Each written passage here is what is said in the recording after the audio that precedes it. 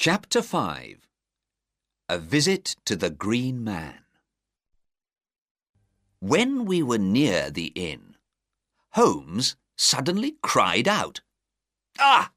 My foot! I can't stand on it! Help me, Watson!" I took his arm, and we walked slowly to the door of the inn. A man stood there, smoking and watching us. "How are you, Mr. Reuben Hayes?" said Holmes. "Who are you, and how do you know my name?" said the man. He looked very unfriendly. "Because it's on the door of the inn, over your head," said Holmes. "But can you help me, Mr. Hayes?" "No, I can't." "But I need help.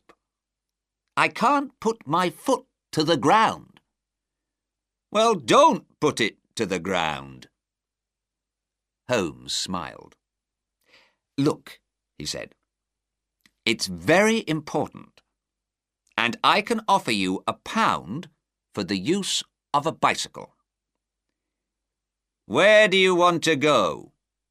asked Mr. Hayes. "To Holderness Hall." "Oh!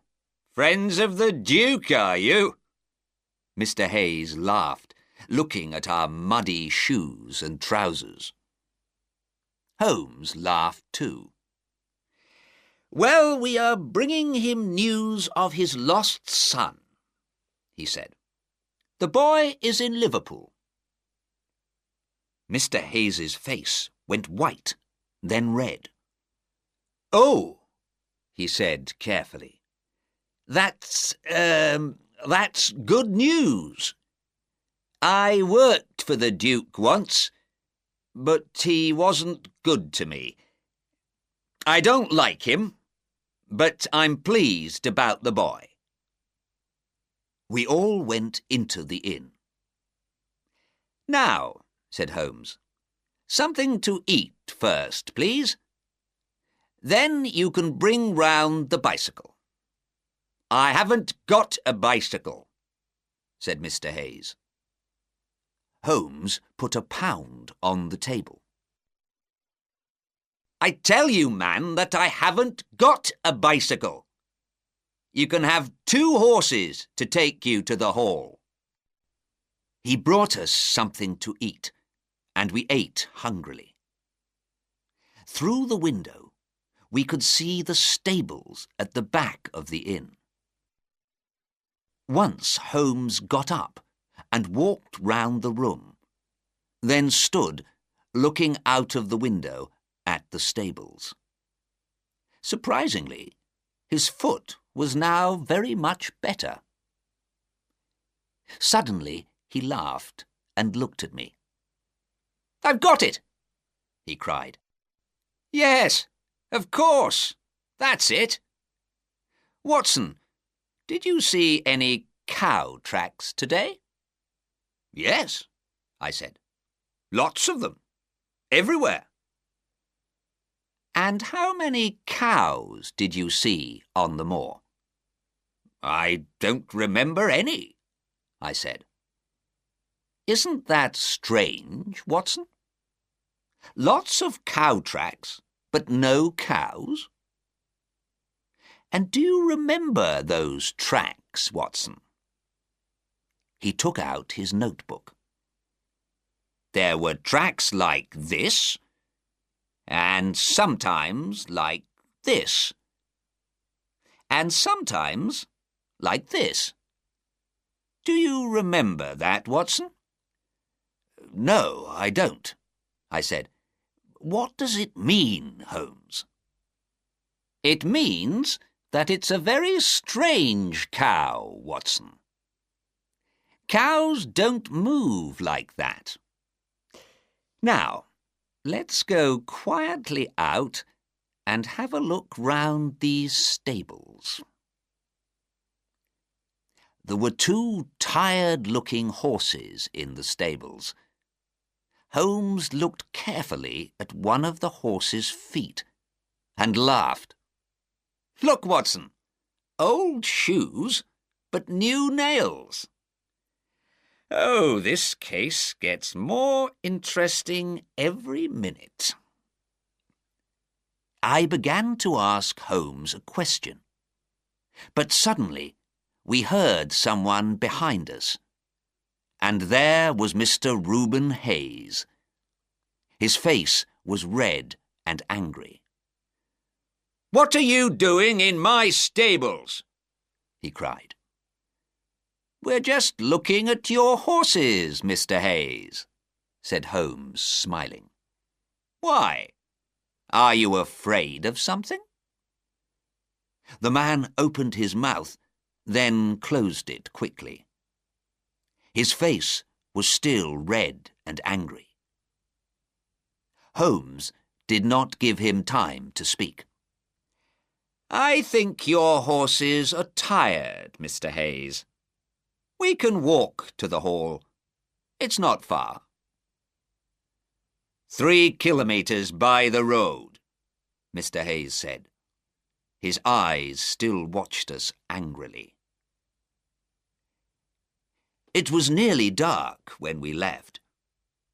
We walked along the road for about 100 metres. Then Holmes took my arm.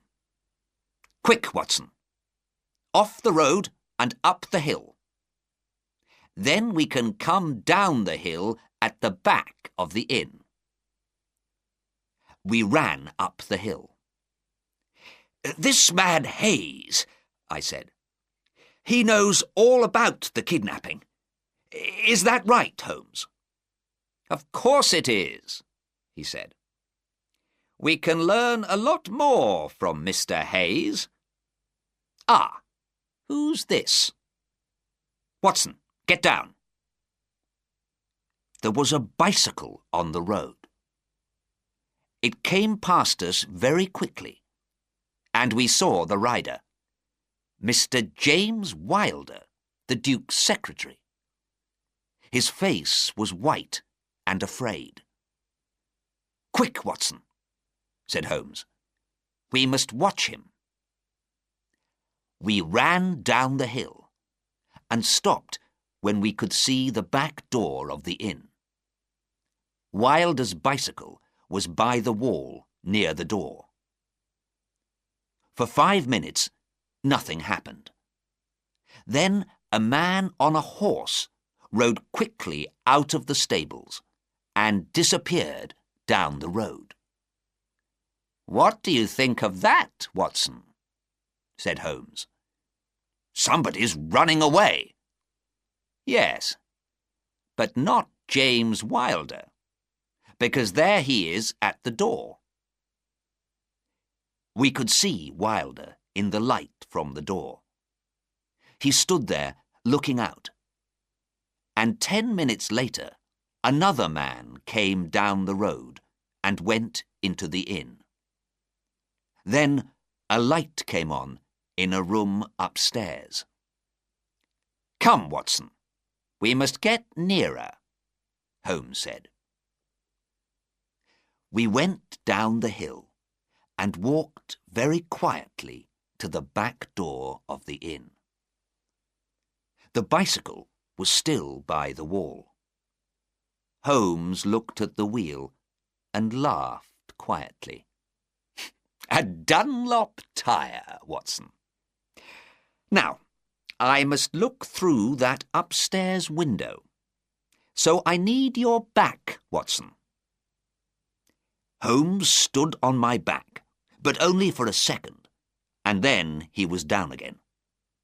"Come, my friend," he said. "It's a long walk to the school, so let's start at once. I can give you all the answers to this mystery tomorrow." It was a long, cold, muddy walk back to the school. I went to bed at once, but Holmes went out again, to Mackleton, I think. I was very tired, and slept all night like a dead man.